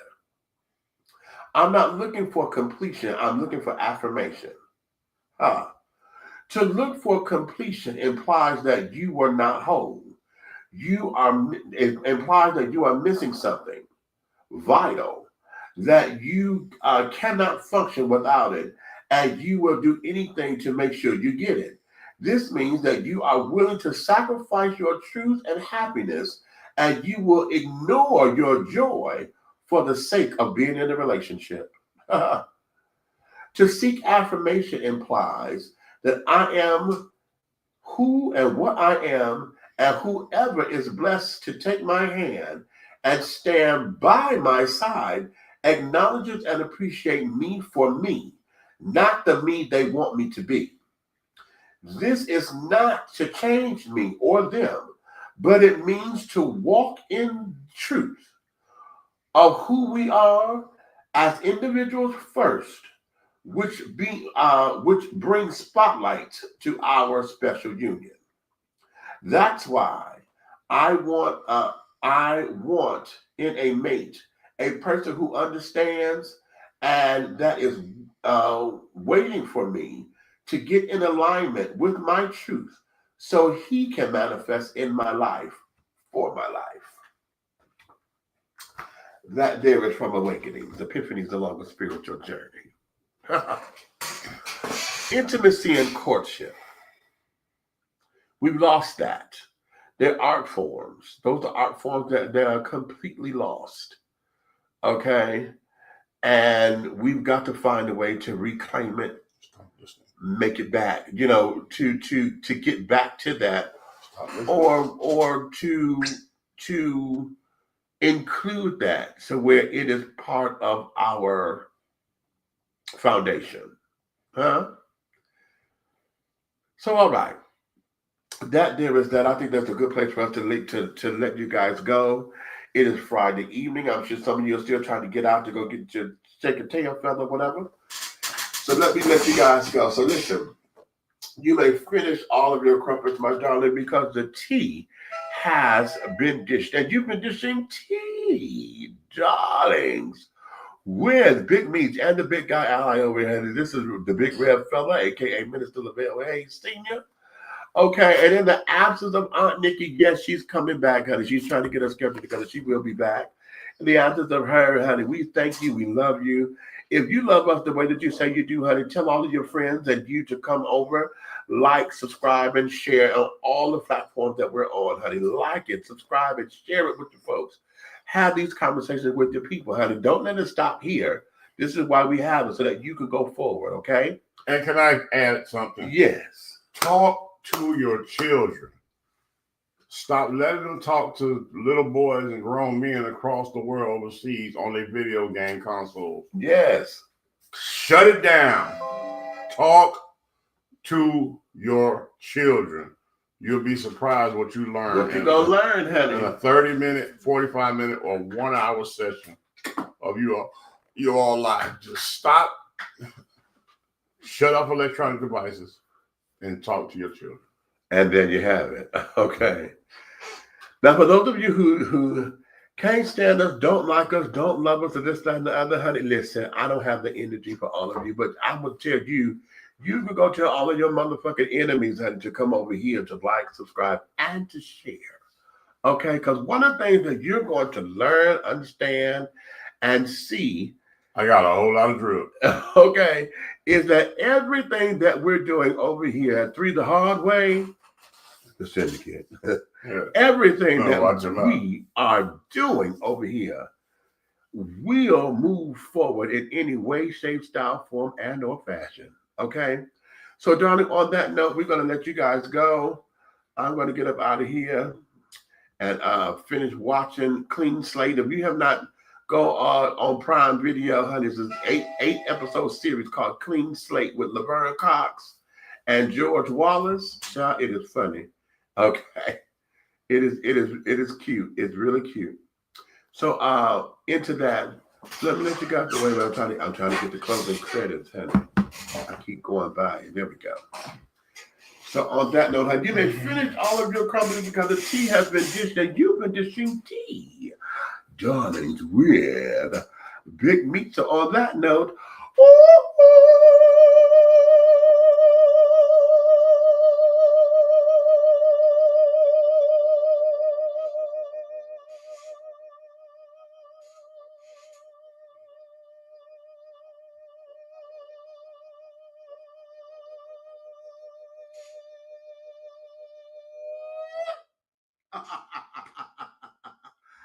and scene, honey. Yes. There we go. Come on. Did you play?